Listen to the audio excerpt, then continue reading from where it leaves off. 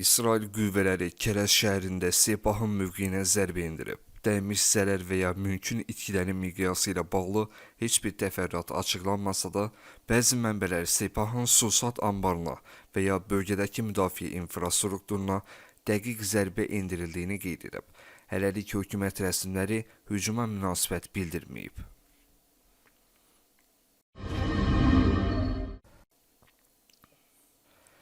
Birləşmiş Ştatlar bu həftə sonu İran ərazisinə kütləvi hava zərbələri endirməyə hazırlaşır.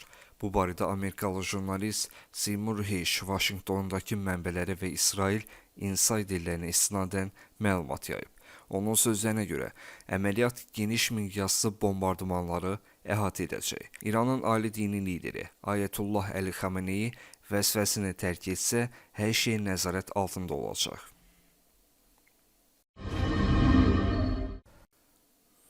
İranda hakimiyyətin devrilməsi barədə danışmaq belə qəbul edilməzdir. Bunu Kremlin sözcüsü Dmitri Peskov deyib. Əgər biz Vladimir Putinin xəbər agentliklərinin rəhbərləri ilə görüşünü xatırlasaq, orada da ona bu mövzuda sual verilmişdi. Putin isə ümumiyyətlə belə bir mövzuda danışmaq istəmədiyini söylədi. Bu o deməkdir ki, əlbəttə qəbul edilməzdir. Sualın özü belə qəbul edilməzdir.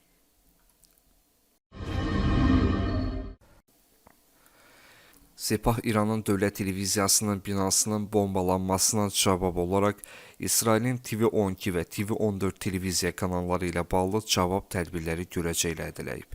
İran tərəfi sözgedən kanalların yerləşdiyi məkandan təxliyə xəbərdarlığı edib.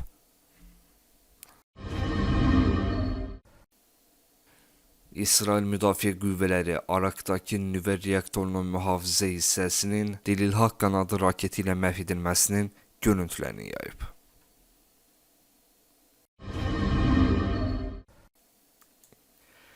İsrailin əməliyyatlarının əsas hədəfi İran rejiminin devrilməsi deyil, lakin bununla nəticələnə bilər.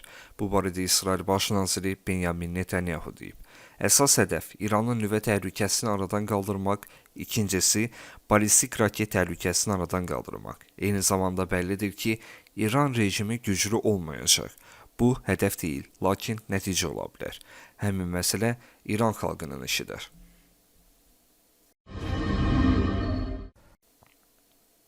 Xameneyini əsas hədəf kimi seçən İsrail, dini liderin ölümünün İran rejiminin çökməsi ilə nəticələnəcəyini hesab etsə də, ABŞ bu məsələyə ehtiyatla yanaşır. Trump Xameneyi ilə bağlı son açıqlamasında bəyan etdi ki, onun yerini bilirlər, lakin asan hədəf olmasına baxmayaraq, hələlik öldürmək fikrində deyirlər. Bu, psixoloji üstünlük qazanmaq və İranı masada təslim olmağa məcbur etmək üçün istifadə olunan bilet də ola bilər. Lakin Vaşinqtonda Xameneyinin ölüm fərmanının verilmədiyi görünür və bunun bir neçə səbəbini təxmin etmək mümkündür. 1. Xameneyinin öldürülməsi onun şəhid kimi qəbul edilməsi ilə nəticələnəcək və özündən sonra İranın müqavimət hərəkatının simvoluna çevriləcək. 2. Bu ölüm faktı İranda, eləcə də rejimin müqavimət oxu coğrafiyası olaraq gördüyü bölgədə dini emosiyaları coşursa, 21-ci əsrin Kərbəlası hekayələri üzərindən zülmə qarşı birliyi gücləndirə bilər. 3. Hətta İran rejimini tamamilə məğlub etmək mümkün olsa da, bunun Xameneyinin ölümü ilə bağlı baş verməsi vilayət-i fəqih tərəfdarlarının qisas istəklərini davam etdirməsinə zəmin yarada bilər. İsraildən fərqli olaraq, ABŞ Xameneyinin ölümünü yox, masada təslim olmasını istəyir və bunun nəticələri İran rejimi üçün ölümdən daha betər olar. Çünki Xameneyinin təslim olması ona və rəhbərlik etdiyi ideologiyaya təkcə İranda yox, müqavimət oxu adlandırdıqları coğrafiyada da inanmaz aldacaq. Bu senari İranın bölgədəki ideoloji təsirinə ciddi zərbə ola bilər.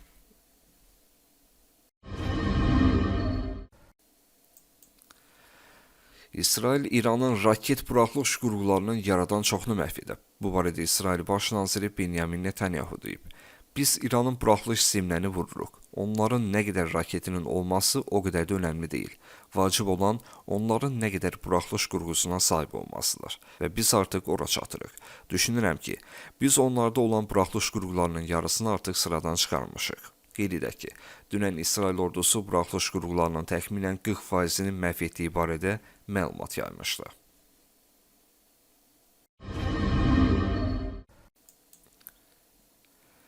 İslam İnqilabı Keşikçiləri Korpusu İranın Lüleystan Ostanın İsraili dəstəkləməkdə şübhəli bilinən 16 nəfəri saxlayıb. Bu barədə İranın Təsnim agentliyi məlumat yayıb. Məlumata görə, həbs edilən vətəndaşlar öz hərəkətləri ilə internetdə panika yaradıb və İran cəmiyyətinin həmrəyliyini zəiflətməyə çalışıblar. Nəşr qeyd edir ki, internetdə İsrailin məqsədlərinə çatmağa yönəlmiş istənilən fəaliyyətin, həmçinin yalan xəbərlərin və şairlərin yayılmasının qarşısı ölkənin hüquq mühafizə orqanları tərəfindən alınacaq.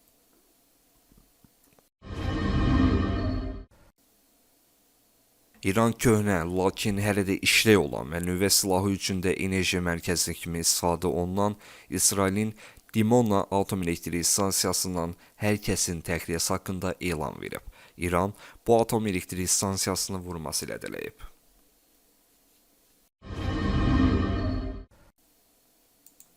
ABŞ prezidenti Donald Trump'ın hazırki dövründə Ukraynada müharibəyə son qoyulması arzu olunandır. Bunu Ukrayna prezidenti Vladimir Zelenski xalqa axşam video müraciətində deyib. Kiyevdə yaşayış binasına Rusiyanın hücumundan danışan Zelenski qeyd edib. Adi yaşayış binası raket bütün mərtəbələri keçərək zirzəmiyə qədər çatdı. Bu zərbənin heç bir hərbi mənası yox idi. Bu, Rusiyaya hərbi mənada heç nə qazandırmadı. Bu terror hadisəsidir. Putinin rəhbərliyi altında Rusiya ordusunun hər yerdə etdiyi bir şeydir. Çeçenistandan Suriyaya qədər. O, Rusiya sanksiyaların əhəmiyyətli dərəcədə gücləndirilməsinin vacib olduğunu qeyd edib.